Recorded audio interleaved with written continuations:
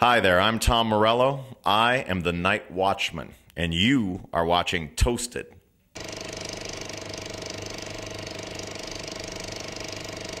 Mr. Tom Morello, welcome to Pink Pop once more. It's my pleasure. Nice to see you. Yeah, you're a regular. Of course. Yeah, I'm a regular Pink Pop. No, it's all different setting. You got a solo album, a really exciting album, really special thing.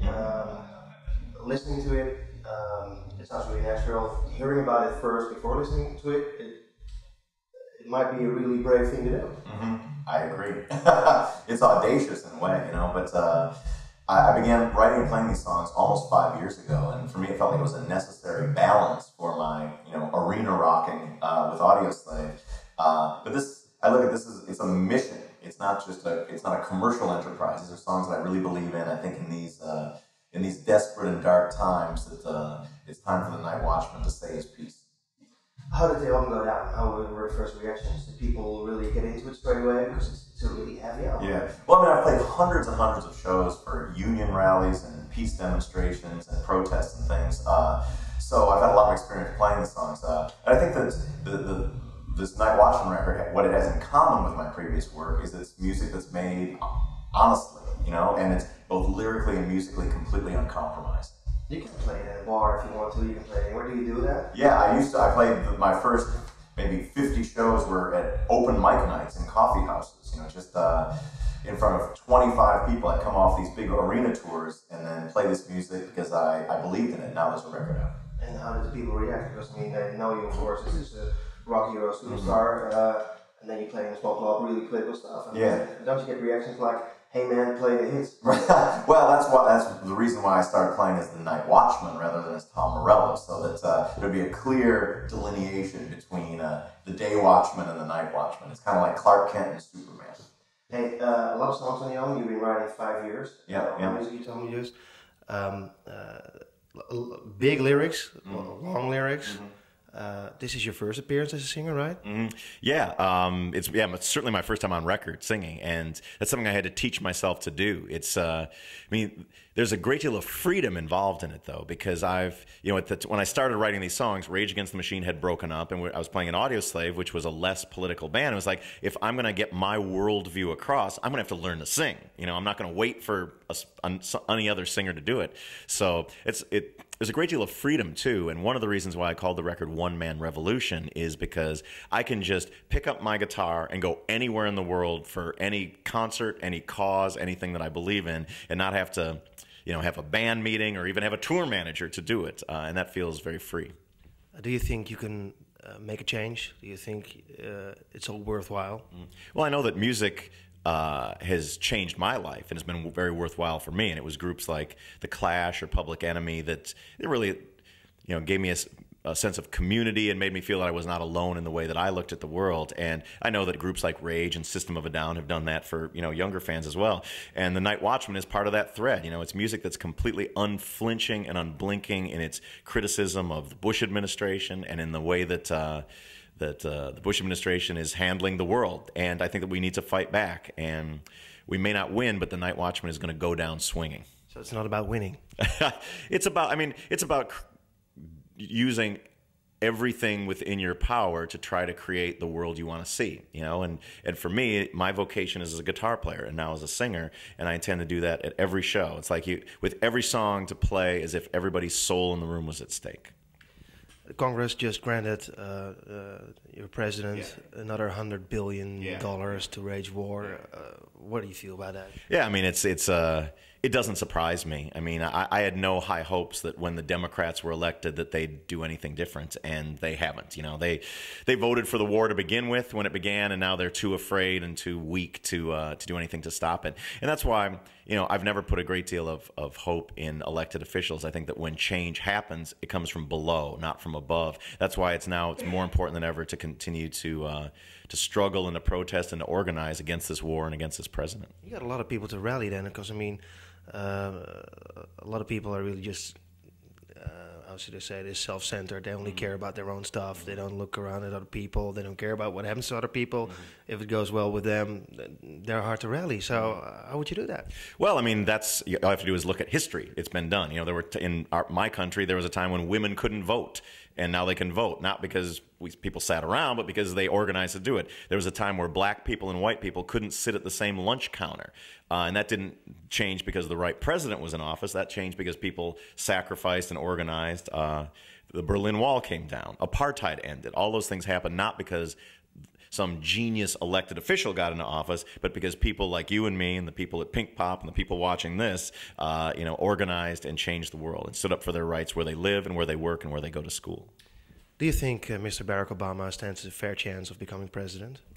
Well, it's interesting. I mean, he and I have a lot in common. We both have Kenyan fathers, white American mothers. We're both from Illinois. We're both Harvard graduates, and we're both devastatingly handsome. So I think he's a fine presidential candidate. If he would call you for a vice president, would you? That would be too. How crazy would that be? It'd be like twins running for office. Barack Obama is really kind of the night watchman of American politics, really. I don't. It's hard.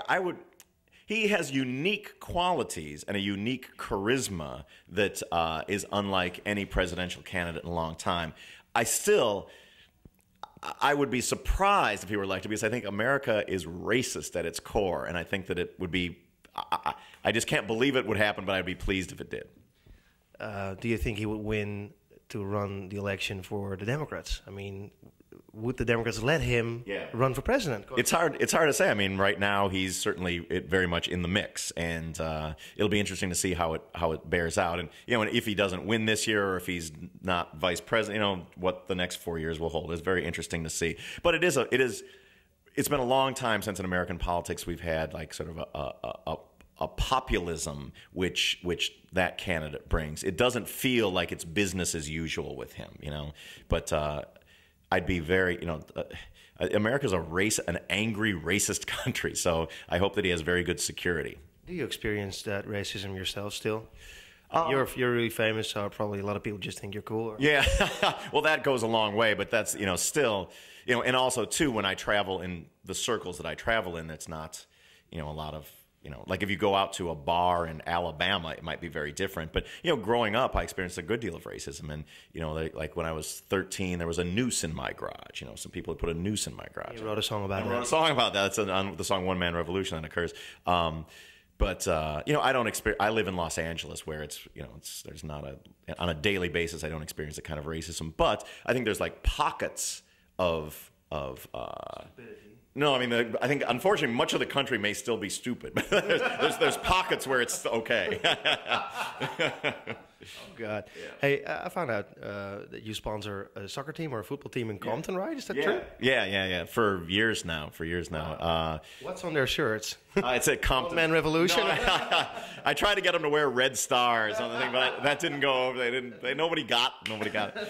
But yeah, it was like for maybe about 7 years now, sponsored this team as they from about 8 years old. Now they're kind of going into high school, so that I'll be done with that now. But it's been great, and to have these kids who really could don't have the money for the equipment to play American football in, and to watch them play and to be proud. It's pretty awesome. It's pretty awesome. Hey, talking about your record again. I didn't know what to expect about your voice. I know what you sound like when you talk. Yeah. It is really Woody Guthrie-like, and it's really deep and dark. Were you surprised to listen to your own voice when you heard it? Yeah, very much. And it was also a matter of cultivating that voice. And writing these songs, I hadn't found my voice, and it was only through playing hundreds of shows and really showing up wherever there was a microphone and a PA system to play that I was able to find a way to use my voice as a way to convey the lyrics of the songs. But I come from that tradition of singers like Johnny Cash and like Bob Dylan, people who no one's going to ask us to sing opera, but or hit the high notes necessarily, but it's all about using the voice as an effective instrument. Johnny Cash is a huge influence, I guess. Woody Guthrie? Yeah, very much. Springsteen, Woody Guthrie, Johnny Cash. Even like Joe Strummer, too, in the way that just sort of tell the truth as you see it in the lyrics. And those are definitely some of the biggest influences. Hey, the lyrics are really deep. I guess there are a lot about your own experience, like The News in Your Garage. Are there any other songs that you could refer to that? Sure. I mean, all of the songs weave personal experience into them, and I think that there's a song called "Maximum Firepower" on the record, which is kind of the Nightwatchman's national anthem, and there's the lyric on that song, which I think sums up the whole record, is if you take a step towards freedom, it'll take 2 steps towards you, and I really believe that's true, and whether it's in your personal life or whether it's in society in general, is the only way to make good things happen is to act, and in doing this solo career, I've taken a step towards freedom, and I started playing in front of 12 people at a coffee house, and today I'm going to play at Pink Pop, so there's really no telling where the road will end. But I can't imagine that playing for 12 people in a coffee shop or a coffee house that you could really conquer your audience, but 25,000 people expecting you to play Bomb Track or yeah. Well, that's the thing. I mean, this mission is completely uncompromising. Like, I'm going to play my songs. I'm going to give it everything I got. Like I have at every gig in my life. From the time I was in a punk rock band, I was 17, and now I'm doing this, and I really believe in every word of these songs. So whether there's 25 people or 25,000 people, the Nightwatchman will serve. Respect. I saw you produced an AntiFlag album. Sure. Yeah, I think they're a great band. Yeah. And I went on tour with them too. I went on tour with like AntiFlag and Strike Anywhere and like 2 or 3 other hardcore bands, and with me right in the middle of it playing these songs. And but it's exciting, because I've played in front of hip-hop audiences, punk rock audiences, union workers who didn't speak English, so I've been in so many different situations with this and that are non-traditional. It's been pretty exciting. And you guys played Cuba, of course, but I thought it was illegal to travel to Cuba? Yeah, we actually went legally. It was very difficult to go legally, but we were the first, Audioslave was the first American rock band to ever play in the country of Cuba, and it was an awesome experience. Playing in front of like 70,000 people on a beautiful night in Havana was pretty incredible. The video is crazy as well. Yeah. Hey, so Audioslave split up totally? It's end of story? Well, as far as I know, Chris Cornell quit the band. We never heard from him. I read about it on the internet. No, yeah, I still haven't heard from him. But it's all good. And we were a band for over 5 years. Had great times together, both personally and musically. Played in Cuba, which was one of the highlights of my life. We were able to do that, and and then we parted ways. And I couldn't be happier, doing this Nightwatchman stuff, playing some Rage Against the Machine shows. And I know Chris is on a solo career, which he's enjoying very well. So I think it's all good. What about that? You played at Coachella. Yeah. It was really exciting. It was the first Rage show in 7 years, and people were ready for it. It was. Why did you guys come together? Why didn't you come together before? Partly because the disillusion of Audioslave left an empty calendar in front of us, and so it gave me the opportunity to just reassess my priorities. And my priorities were going to be, I was going to just involve myself in music that expresses my worldview. And Rage Against the Machine does that, and the Nightwatchman does that. So I decided to make this record, One Man Revolution. And then the opportunity came up to play Coachella, and Rage had played the very first Coachella concert. And we thought, and it's our hometown, we thought if we're going to do a reunion show, that would be a great place to do it. How was it? It was exciting, and it was I'm a fan of Rage Against the Machine too, so even as outside of it, just to hear those songs played by those guys was pretty thrilling. The one thing though, that I wasn't prepared for was the cardiovascular. It's exhausting playing. I'd forgotten how exhausting it was playing. I need to ride a bike or something to get ready. But being a fan, it makes you wonder how's the relationship between the 3 of you guys and Zack, for instance. Yeah, well, it was great. We weren't going to do it unless it was a fun time for everybody. And from the very first rehearsals, it was it was kind of like let bygones be bygones, and we all have a great respect for the legacy of that band and the music that we've made together, and so it was very exciting to get back on stage with those guys. Will you guys play more live shows? Will you come to Europe? Well, we have about 5 or 6 more shows in the United States this summer with Wu-Tang Clan, Cypress Hill and Public Enemy, and Immortal Technique. There's hip hop shows that Rage is headlining, and then and those are all the plans we have for now. We're not closing the door on other things, but we've only played 1 show so far, so we'll see how it goes. Okay, I'm looking forward to your shows here at the Pink Pop Festival. Thank you very much for coming. Thank you very much for having me. Appreciate it.